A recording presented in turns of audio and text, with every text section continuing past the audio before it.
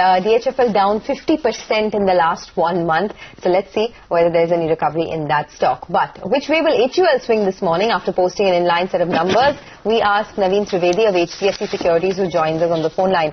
Naveen, good morning.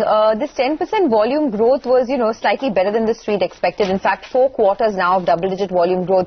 Would that inspire confidence for further upside, or do you think that a lot more was left, to be desired in terms of HUL's numbers? Yeah, hi, good morning. Certainly, our expectation was 9% and they outpaced our expectation and they posted 10% growth.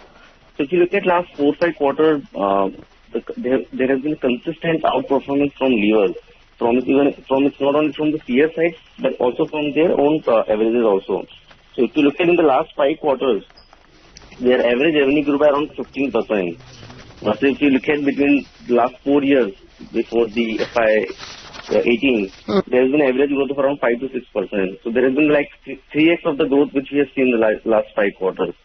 So we have been saying that during the challenging time of GST and demonetization, a larger companies and a strong management like Lever, they should gain more market share and they should show a better earnings trajectory. So that has been the case for Lever. Going ahead, considering the rural tailwinds are still intact, and they should maintain healthy growth going ahead also. Naveen, some analysts have been raising red flags over the fact that they could not take any price increases or not enough. Yeah, hi Lata. There has been a delay in the price hike during the quarter. I don't think so there has been any issue with respect to the price hike going ahead. Considering GST was most favorable for most of the categories for Lever, and there has been a price cut during the last year. So at consumer level, there has been a deflationary prices, so there is enough headroom for Lever to take price hike going ahead also. I don't think so there is any call out with respect to that they cannot take price hike. We expect that there can be a rational price hike which the company will take. Okay. So, Naveen, good morning. How would you approach the stock from here on? It's corrected a bit from its highs, in line with the sector, of course, but valuation-wise, perhaps still slightly on the higher side. What's your call on the stock now? So, Lever is the largest market cap company in the consumption side, and even when the largest company has surprised positively. So that has been the case for the re-rating which we had seen in the last 1.5 years.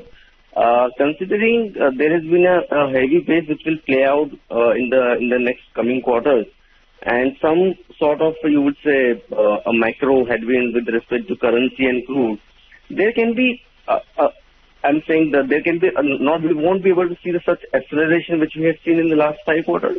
But I don't see any change with respect to, let's say, like a kind of a EBITDA margin pressure in the coming quarters, because the company is taking lots of cost cut initiatives also. Even in this quarter also, those initiatives have played out well, so that their EBITDA growth was around 18%, 20%. So I think I don't see that a similar kind of EBITDA growth going ahead, but it will be like low double-digit to mid-teens kind of a growth. Okay, so the pace of acceleration will not be as much as before, but what would your rating and target price be on the stock now? So, Sonia, we have been a buy rating since last 1.5 years and pushing as a top pick in our universe. Considering these some headwinds which we have discussed, we have downgraded our rating to neutral because the upside was also limited. So we are maintaining our neutral rating, but we believe that's a structural stock.